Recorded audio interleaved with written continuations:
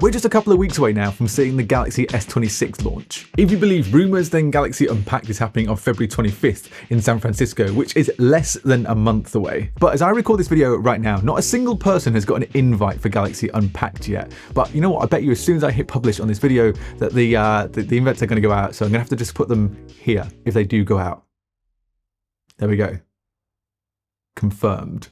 Since I had a look at those rumours and leaks a couple of months ago, there's been some nice new juicy bits that have surfaced online. So I'm going to take a look at everything that there is to know, because there really isn't that much left that can leak about these phones. But the first thing is first, what is Samsung going to be calling these phones?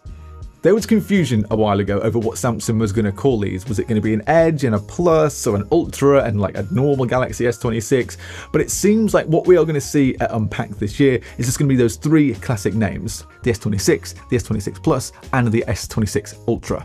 There is something that should be in all of the S26 phones this year though, and that is Qi 2 magnets. So Samsung should be following in Google's footsteps and having them built right into the back of the phone. I think the most exciting part of this is that each of the S26 phones has Qi 2.2 charging, which means it can support up to 25 watts of wireless charging. When Google added Pixel Snap to the Pixel 10s this year, those 25 watt Qi 2.2 speeds were only for the Pixel 10 Pro XL, with the rest of the series missing out on the faster charging. So Samsung might be just doing one better here. There are a few leaks that show that this really could be happening. First off was a couple of months ago in some CADs. Now, CADs are what case manufacturers get so they can have their cases ready ahead of time, and these showed a cutout for where those Qi 2 magnets might be. And over the last few weeks, there have been some leaks of a supposed Qi 2 magnet battery pack, which would apparently only charge the phone at 15 watts. But, you know, it's supporting that we might actually get these Qi 2 magnets built in. There's also been a new Qi 2.2 wireless charger that's been spotted out in the wild. And this one has official Samsung packaging. It comes in black,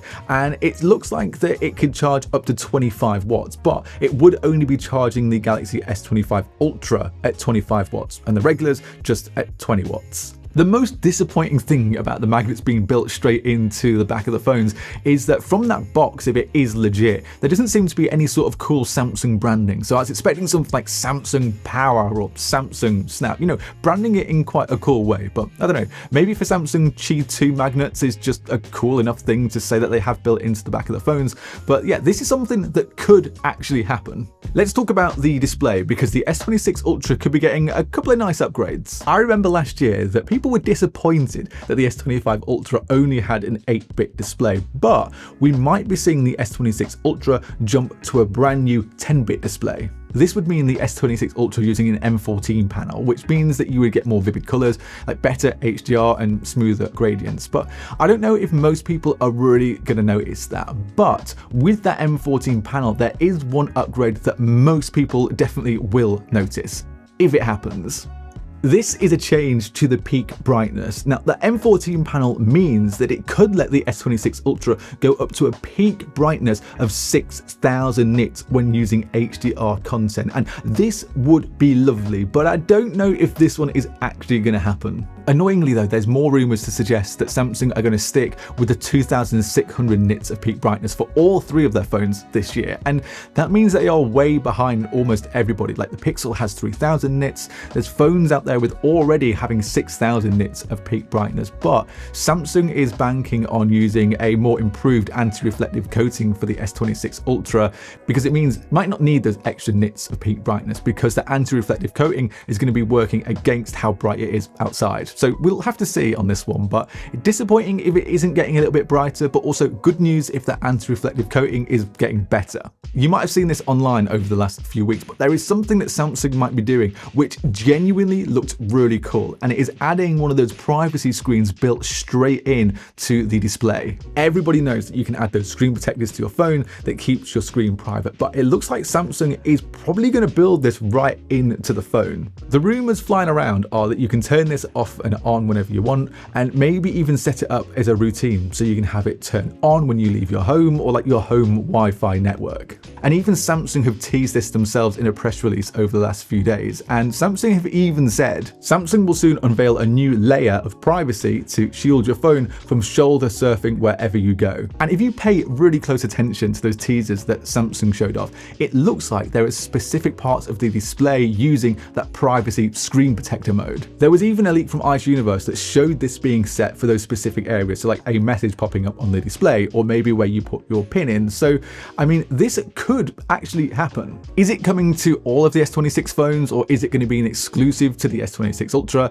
I don't know. I have no idea yet, but this is really cool. Like, I don't know how Samsung are making this work, but yeah, this is a really nice upgrade that could be coming to the S26 phones. Okay, let me talk about some of those smaller changes that we're going to be getting across all three of those phones, and then I'll tackle cameras, because the cameras is quite an interesting one. In terms of batteries, the S26 might get a slightly bigger battery from 4,000 to 4,300 milliamp hours, and the Ultra might finally get a jump as well from 5,000 milliamp hours to 5,200 milliamp hours. And this is also not anything to do with silicon carbon, it's just a slightly bigger battery. So it is a jump in the Ultra, but it's not exactly what we wanted to see. To combat the battery not getting huge, the S26 Ultra might get 60 watts of wide charging, which I suppose would make up for that pretty mediocre battery change. When it comes to powering these phones, it's probably going to be the Snapdragon 8 Elite Gen 5 for Galaxy, especially for the S26 Ultra globally. However, there are rumors that Exynos might make a return for the S26 and the S26 Plus. This would depend in what region you're in, but the Exynos 2600 is something that could be powering those non-Ultra devices, and I wouldn't be surprised if we see this actually happen. It's likely that in the US you would be getting Snapdragon, but for everyone else, there is the gamble of Exynos, and we will need to see how that stacks up against the Snapdragon 8 Elite Gen 5 for Galaxy. There is some good news though for the base S26, and it looks like that Samsung might be getting rid of the 128GB model, and it would be 256, so all three phones would start at 256 gigs of storage, which I think is quite nice.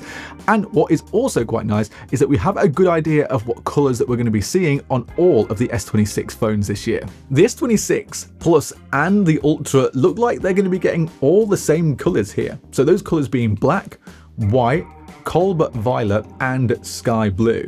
We'll take leaks wherever we see them, and we've seen leaked SIM card trays of the Ultra that back this up, and it also kind of shows us that these phones might not be eSIM only, so that's also a positive. Evan Blast did mention on Twitter that there would be a silver shadow and a pink gold version as well of these phones, but because we haven't seen any leaks of them yet, these could be those online exclusives that you would get from Samsung.com.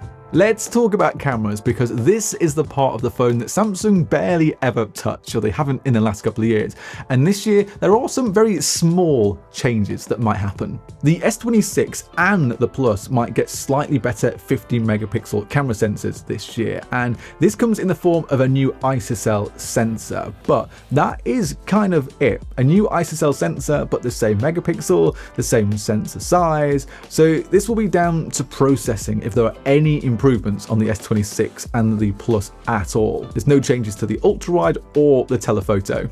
The Ultra is kind of in the same boat here. The main camera could be staying at 200 megapixels, but there could be a new sensor which might help just a little bit. The new sensor could be the ISOCELL HP2, which I'm hoping, if the rumors are right, would give us a wider aperture at f1.4, so potentially better low light performance. The ultra-wide doesn't look like it's going to get any tinkering, so the same 50-megapixel camera and sensor, but then on the 5x telephoto, it could be the same deal here with the main camera, so sticking at 50 megapixels, so no change to it, but it could get a new sensor, which would mean better low-light performance, so a wider aperture, so I'm all about this.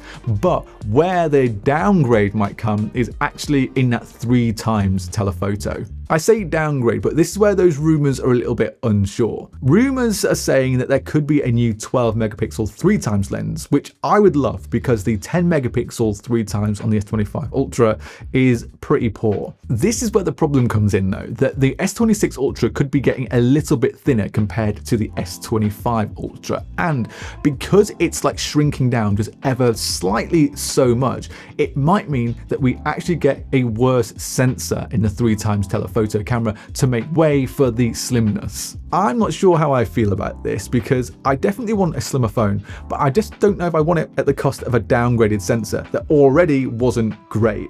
And honestly, for cameras, that is pretty much it. The only other thing that might be changing is the camera housing around the actual cameras themselves, which is going to look a little bit more like the Z Fold 7. But yeah, no huge upgrades coming to any of the cameras here. But I am excited about a potential new sensor on the main for better lower light performance, because that would be quite nice. And that's kind of it. I mean, we've seen some rumors of a leaked box for the Ultra, but honestly, this looks like a pretty bad knockoff to me. And Samsung is meant to be keeping all the phones the same price as the S25 series, which is nice, but I'm not sure we're going to see this again next year, so I'd enjoy this while we can.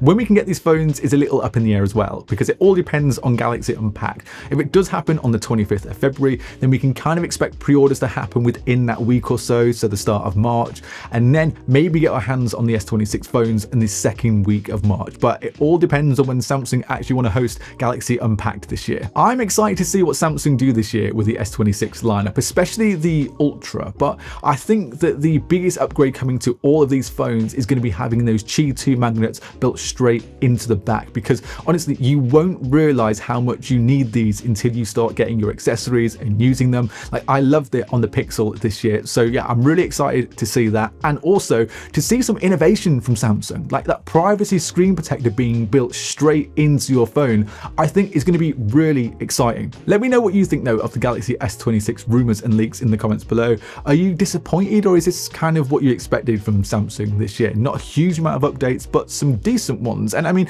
we could still see some surprises here, because this might not happen. Like everything that I've said, none of this could happen at all. It's unlikely, but I mean, it could happen. And we still have the updates to Galaxy AI coming. We don't know anything what's going to be happening with that yet. So there's still quite a lot to find out at Galaxy Unpacked. Now, before you head off, if you could subscribe to the channel, we would really appreciate it. It would mean a lot. And if you do subscribe, then we will see you in the next video.